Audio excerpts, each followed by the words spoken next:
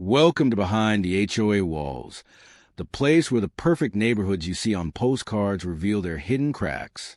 Here, we uncover real Reddit stories of power, control, and the battles homeowners never thought they'd fight. If you've ever wondered what really happens behind those tidy lawns and matching fences, you're in the right place. So stay with us, lean in, and don't just watch. Subscribe and become part of this community. Because once you hear these stories, you'll never look at your neighborhood the same way again. Story 1. The grass that was too green. From the outside, our neighborhood looked like the cover of Suburban magazine.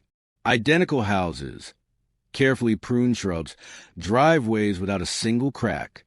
But perfection is fragile, and sometimes it becomes a weapon. When my family first moved in, we thought we had struck gold. Our new lawn was lush, vibrant, and greener than anything we had ever seen. I had invested in professional care, adding fertilizer that made the grass spring alive like an emerald carpet. Friends who visited complimented it constantly. Then came the letter. The HOA claimed that our grass was out of compliance because it was too green, standing out against the uniform aesthetic of the neighborhood. I laughed when I first read it. Surely this was a mistake. How could greener grass be a violation? But the second letter arrived, this time with a warning of fines. Then the third, threatening legal escalation. Suddenly, my pride in my home turned into dread.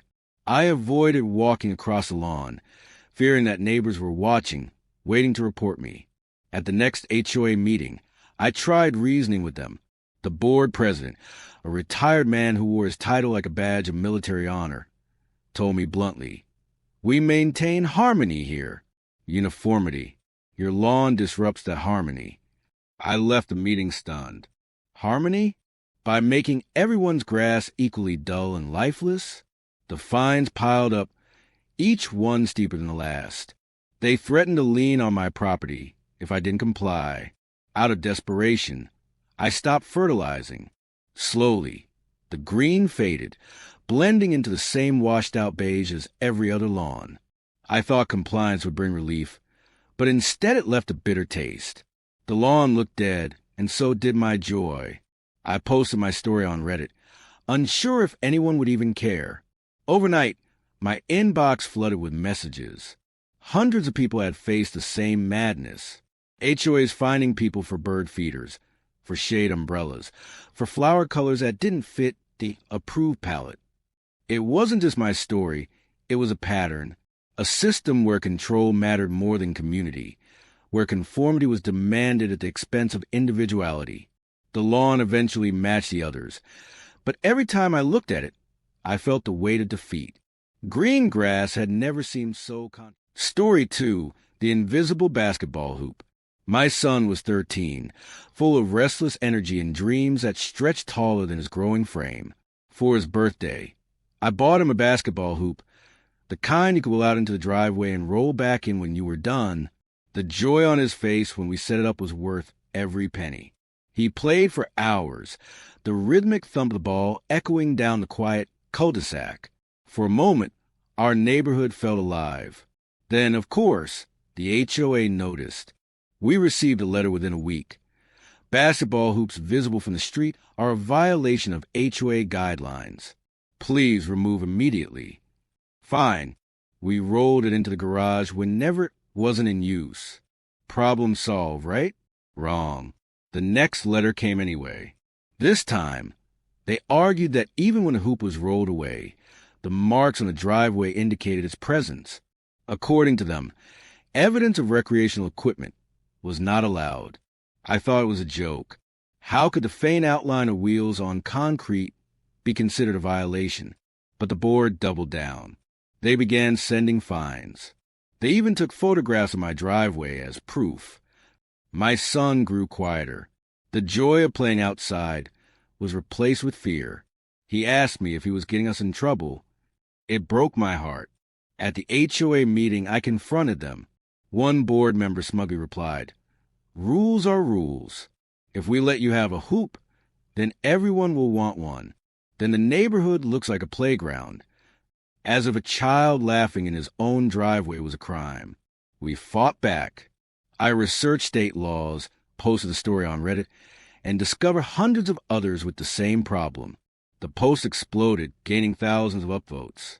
People rallied behind us, calling the HOA petty and heartless. The pressure worked.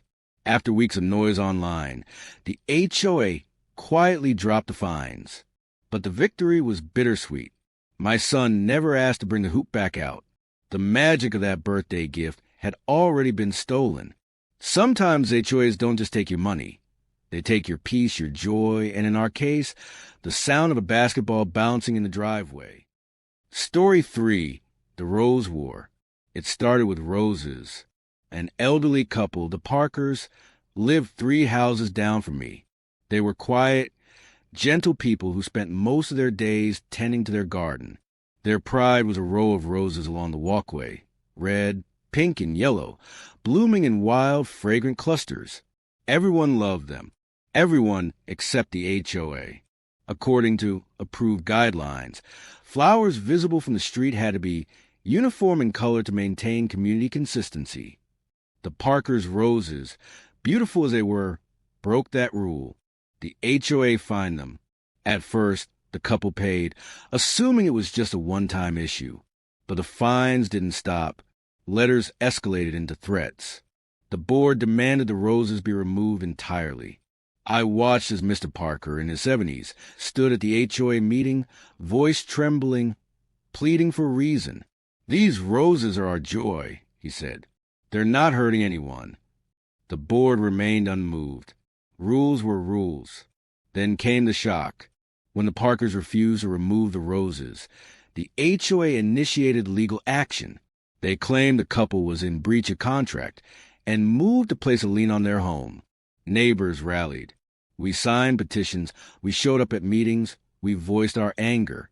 The story spread online, reaching Reddit, where strangers from across the country expressed outrage. Under pressure, the HOA backed down, but the damage was done. The Parkers kept their roses, but their spirit was broken. Mr. Parker told me once, quietly, "We planted these flowers to feel alive, but fighting for them has taken the life out of us." The roses still bloom, but now when I pass them, I don't just see beauty. I see a battlefield. Story 4, The Foreclosure Letter. I had lived in my house for 20 years. Paid my dues, followed the rules, kept my yard neat. I thought I was safe from HOA drama. Then one day, I opened a letter that nearly made me collapse. It stated that I owed over $2,000 in unpaid HOA fines and fees. I was confused, shocked. I had never received a single notice before this. As I dug deeper, I realized a clerical error had misapplied another resident's violations to my account, but the HOA didn't care. The letter ended with a single devastating line. Failure to pay will result in foreclosure proceedings.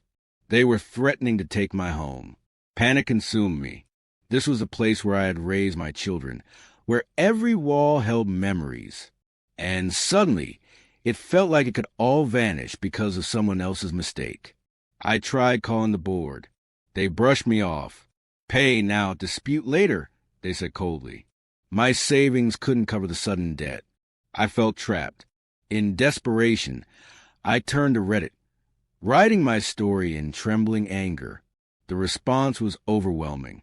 Lawyers, advocates, and strangers reached out, offering advice and resources. One attorney, who had battled HOAs before, offered to help pro bono. Together, we fought back. We uncovered the error, exposed the HOA's negligence, and brought it to court. The judge dismissed their claim entirely. My home was safe, but the ordeal left scars. I no longer saw my house as sanctuary. Instead, I saw how fragile ownership was under the shadow of an HOA. When I walk past my neighbors now, I wonder who will be next. These stories, pulled from the depths of Reddit, are not isolated incidents. They are pieces of a larger puzzle, a picture of how power, when unchecked, turns neighbors into watchdogs and communities into cages. HOAs are meant to protect property values, but too often they protect nothing but their own authority.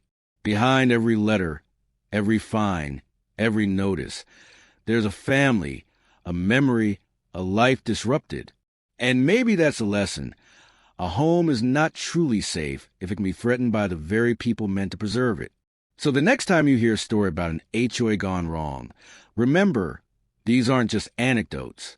These are real lives, real battles, real homes on the line. Don't just leave curious. Stay connected. Subscribe, join the conversation, and see what really hides behind the walls of your neighborhood.